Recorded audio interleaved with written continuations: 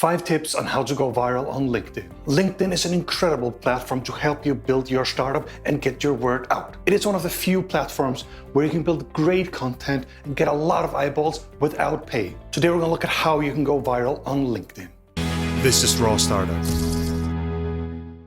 We have 2 guests that have been very successful on LinkedIn to help guide us. So, Maiken and Robin, how did your best posts on LinkedIn do? So the post had more than 155,000 likes. It had more than 10 million views.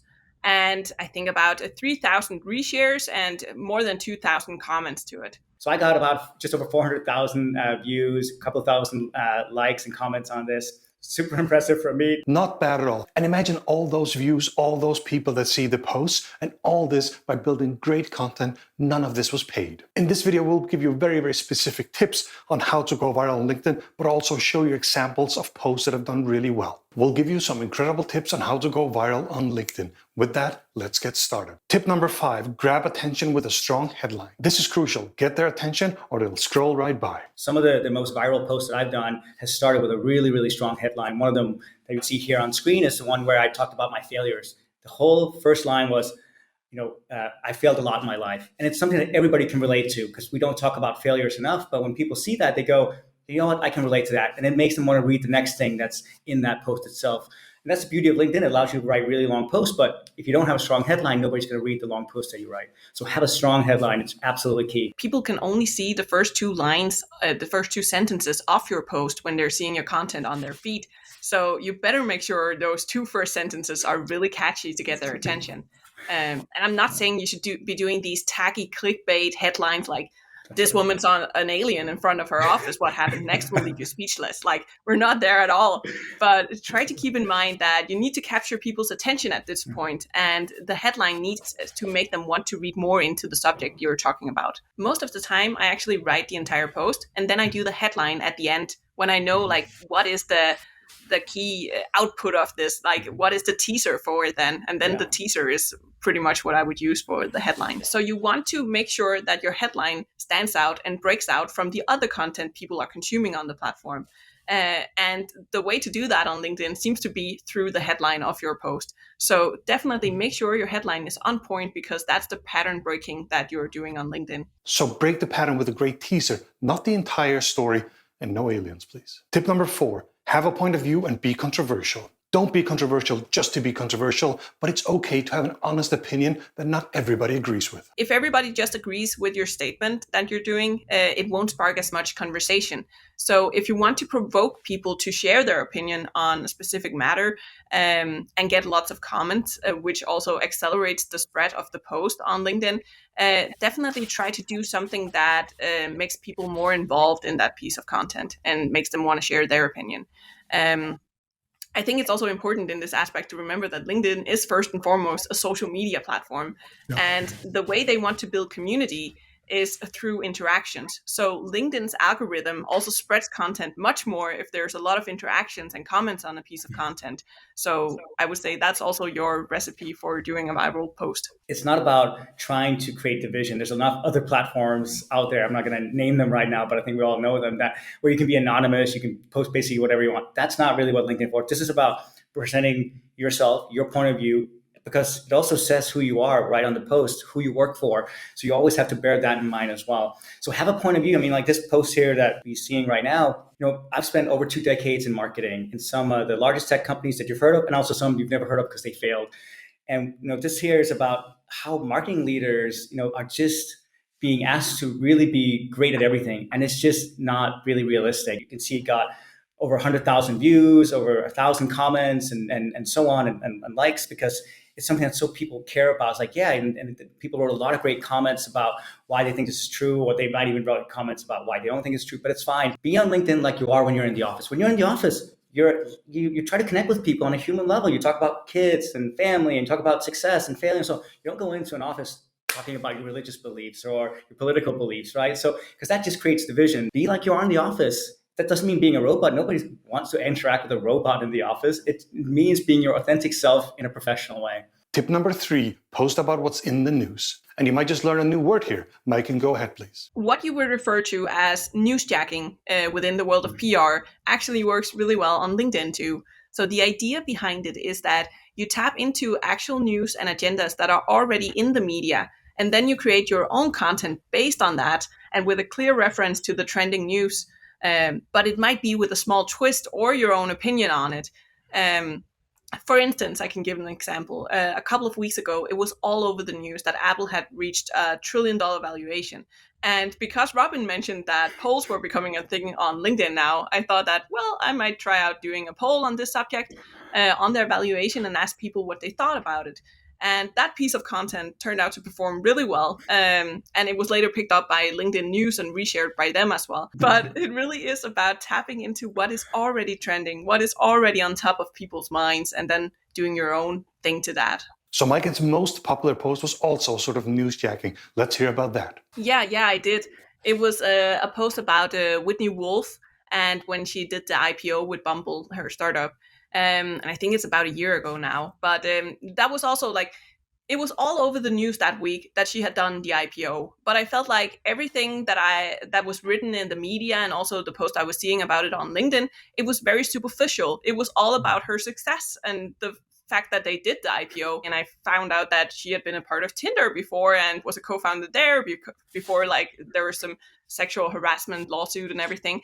So like all of the hardship she went through to get to where she was that day, that was actually something that I found it very inspiring to read about. And I decided, like, this is something I want to share with my friends. So I just did a post about that and posted it on LinkedIn. And then there were some people also just like commenting on my wording on the post, because I had this like, I'm not sure what to call it, but I had this very direct quote at the end of the post saying something like, I think this is the best way to say fuck you, or in a professional way. Like her comeback to everything she was like put through at Tinder, and then she did the IPO at Bumble afterwards. So the post had more than 155,000 likes. It had more than 10 million views. And I think about 3,000 reshares and more than 2,000 comments to it. It's insane. I mean, I think Mike must be very humble. That is like an insanely viral post. I don't expect many people will see that kind of a virality. I certainly haven't. I've had some posts that have taken off, but never to that extent. It's really impressive. So for me personally, I had a post about Airbnb and Brian Chesky. It was right when the pandemic was starting, and Brian Chesky, the CEO of Airbnb, came out and said that their bookings, basically went to zero after the pandemic started. But they started seeing a couple of months later that their bookings suddenly went up to about 95%, but they'd spent zero marketing in the last 3 months because everyone was kind of like hunkering down and making sure you were just protecting your business. And I wrote a little bit about it, like, wow, it shows the strength of a super brand. He was just on the news that day talking about this, how so unheard of that a company suddenly does so well without spending any money on marketing, but it only comes because they've earned the right to do so. So I got about just over 400,000 views, a couple of thousand likes and comments on this. Super impressive for me. Tip number 2, be authentic, vulnerable, and funny. So what do you think, Robin? Can you be funny? Funny or snarky? People seem to like when I rant on LinkedIn. I'm very positive. Both of you know me well. I'm very positive, and I am most of the time. But sometimes something just annoys the shit out of me, and I'll rant about it on LinkedIn. And for some reason, those posts always seem to do very well. So I guess people like the ranting side of me. But I usually try to do the rant in a kind of funny way, or in a way that where people can nod along because they've experienced the same thing. So for example, I wrote something a couple of months ago where I said, connection acceptance does not make me a warm lead. Sincerely, all of us. Because we've all experienced this. You get like a connection request, you say, okay, it sounds interesting. And then the moment you hit yes, then you instantly get bombarded with a sales pitch and you're like, oh, what the hell, And I wrote this and it got 155,000 views and it got so many thousand likes. And it's just like me being a little snarky, a little funny, but it's very short. Like this is again one of those where the story is in the headline, one of those examples. And so I think being funny, being vulnerable is also good. One of my other most I would say viewed posts is about when I talk about the things that I've done wrong, or where I've learned from, where I made mistakes in the past, and people can relate to it because there's perception when you reach a certain career milestone, like, oh, they've just had a smooth linear career, and for all of us, it's never been the case. I know you, Heine, you have been as successful as many times as you've screwed up. Same with you, Mike. It's just true of all of us. And the more we share that, the more people understand that we're all just in this together. I would also say, like, my writing style on LinkedIn is pretty much as I would speak in real life as well, because it's not like you're writing a legal deposition or a letter to the president. So it shouldn't sound like that either when you're writing content on LinkedIn. It just sound like you, like the tone of voice that comes natural to you. I think that's why a lot of people don't post that much to LinkedIn, because they think they have to use this very formal business language and do it so correct that the result is they end up posting nothing instead of just doing something. So definitely don't overthink it. Just go the Nike way and just do it. The number one thing that's stopping people from going viral on LinkedIn is not posting anything. You're never going to know unless you try. And I talk to so many people, literally every single week, like, I don't know if I can post on LinkedIn. What if nobody cares? What if I don't have a point of view? Well, you'll never know unless you try. It's true of anything in life. Yeah. So just go for it. Be brave. And yes, you miss every shot you don't take. Thank you, Michael Jordan, for that quote. It's true in basketball as well as LinkedIn. By the way, before we get to number one, we actually have some bonus tips on the end. Smaller tips that are very applicable to help you go viral on LinkedIn. Here we go. Tip number one. Tell a story. I think the kind of posts format I do mostly on LinkedIn are posts built on a storyline, like small articles, I would call them. Mm-hmm. For instance, about something inspiring, like overcoming hardship, making difficult career decisions, building a startup, and so on. And I have to say, if there's like one kind of story that really has it all, it's definitely the startup story. So I think we all have that advantage being in this community as well, being in the sphere. So the story about overcoming challenges and hardship and either making it big or learning some valuable lessons along the way, that seems to be something that resonates well with people these years. And as a founder, you have to overcome a lot of shit during your journey. But hey, at least you can turn it in those lessons into some awesome content afterwards, right? At least it'd be a great LinkedIn post. Yeah, you already lived it, so why not share it? Yeah. Totally.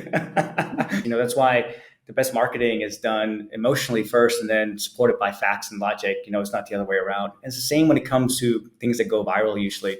For example, this one here you're looking at, it's a post I had recently about, when I was 21, I was living in Copenhagen, Denmark, and I was kind of not really happy with my life or where it was going. And I bought a one-way ticket to California. Didn't have a job, didn't have a place to stay, never been, didn't know a single person.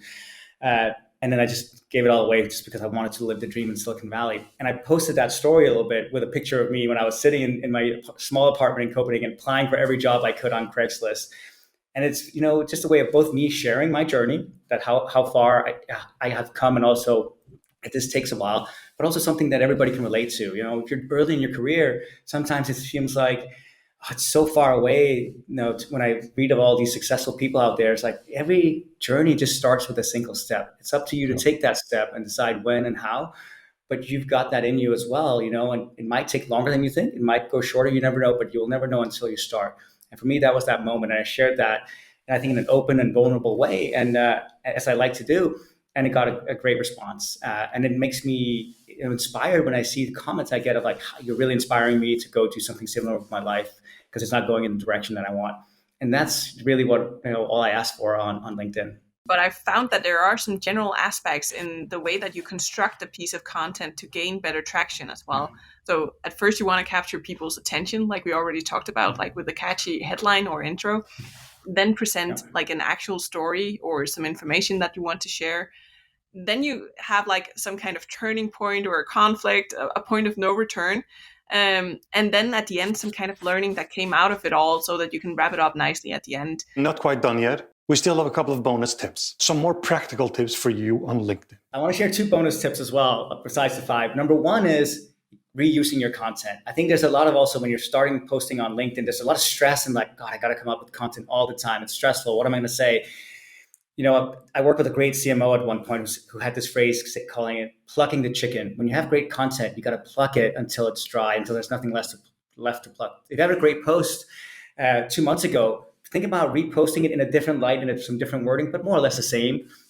Reuse your content over and over again. There's a gold mine to be had there. Tip number 2 is also about, if you really want to engage, then you can also start asking questions back to your audience. That's why I see a lot of great people who do that on LinkedIn. I do that all the time. I say, okay, here are 5 great leadership skills that I look for when I hire leaders. What do you think at the end of that post? Because then people will comment as well. So it's a great way of getting the community got engaged in the post itself. So asking questions is a great way to like hack that a little bit. Let's have tip number 3 from Mike. There are days that I see are performing better than other days on LinkedIn, especially Tuesdays, Wednesdays, and Thursdays. And the morning hours between 9 and 12 o'clock, that's also where I'm gaining more traction in general. I think it's just like the sweet spot when most people are using LinkedIn. So that probably has something to do with it. Okay, if you have other great tips or LinkedIn stories, put them in the comments. If you want more content just like this, please consider pressing like and subscribe so you don't miss any future videos. Thank you very much for watching Raw Startup. Now stop watching and go build something.